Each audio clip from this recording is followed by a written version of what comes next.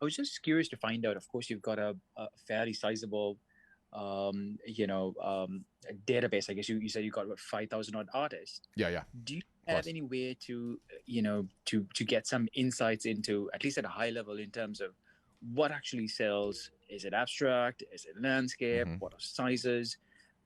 Just to get a feel of the market. Now I know everybody's efforts must be very different. Hmm. Like some people must be spending hours, a couple of hours a week, or some people might be spending like, this might be their full time job. So it might be different. But at least from an output standpoint, is there any way you could perhaps share some insights in terms of what's actually working for some of the artists? What's the average number of, let's say, paintings sold a week or a month? Hmm. Some stats around it.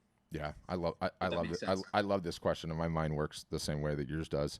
And boy, have I come to learn it's a fool's errand, right? My wife has her PhD in statistics, and I honestly have to ask her what the statistical phenomenon is about this particular scenario. But let me give you some instances.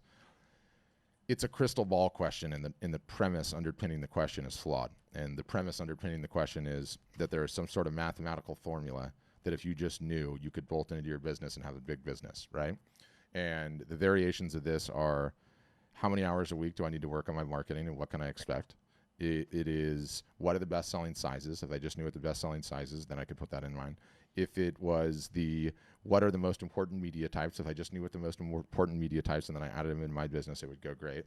And you'll find if you do this, there's just no formula that comes out. Everyone's path is so completely different, and I'll give you like some teeth on it, right? When I say we think alike, like I'm constantly looking for mathematical formulas I can extract out of the customer database that'll apply to everyone, right? And I look at things like, okay, how many emails do they have on their list? How many social followers do they have?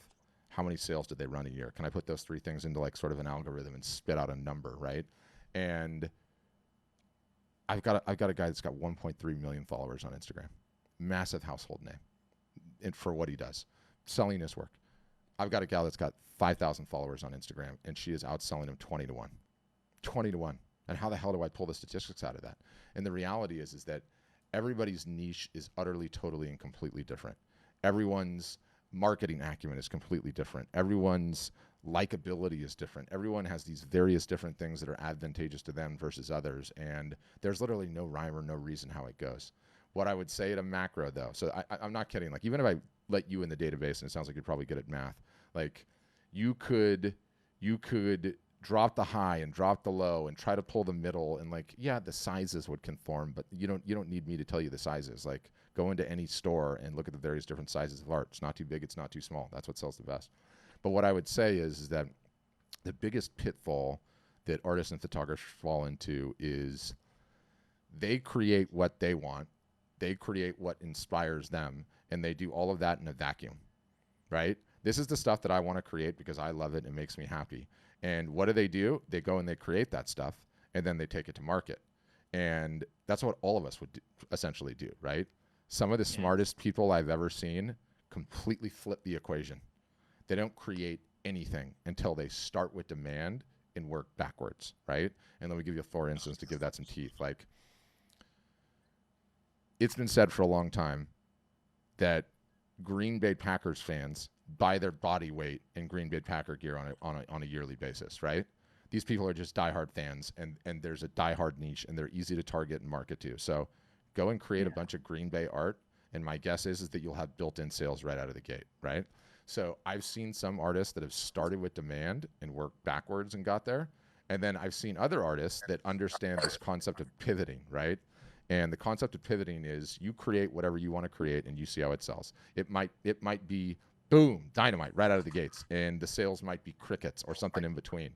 Our tendency when it's crickets is to internalize that as criticism of us. We're not good enough. Art doesn't sell. You try to offset it, right?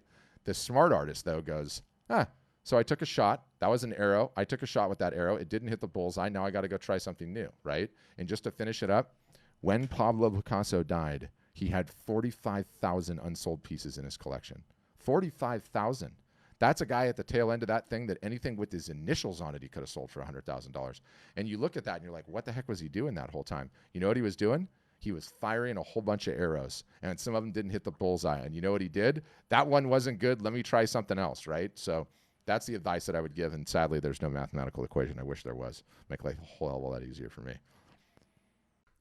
What's up, YouTube? Thanks for checking out the Q&A. What if you have your own question? First, you can leave me a comment below on this YouTube video. I see them. I will respond. Number two, definitely encourage you to subscribe. It's very easy to do. There's some fancy motion graphics going across the screen now, but there's a subscribe button. There's a bell button. You'll know when we're live. You can come on and say, Patrick, I have a question, even from your YouTube app, which is super handy. And then the third is 3 times weekly, Monday, Wednesday, Friday, free Zoom calls. We call them the Art Business Workshops. There's going to be a link directly below me in this description. You can sign up. They're free. You can come answer your question, which I'm sure will be awesome. And I will do my measure best to make sure my advice is slightly better than marginal. No, but in all seriousness, I'll take a crack at answering it. Thanks for checking out this video.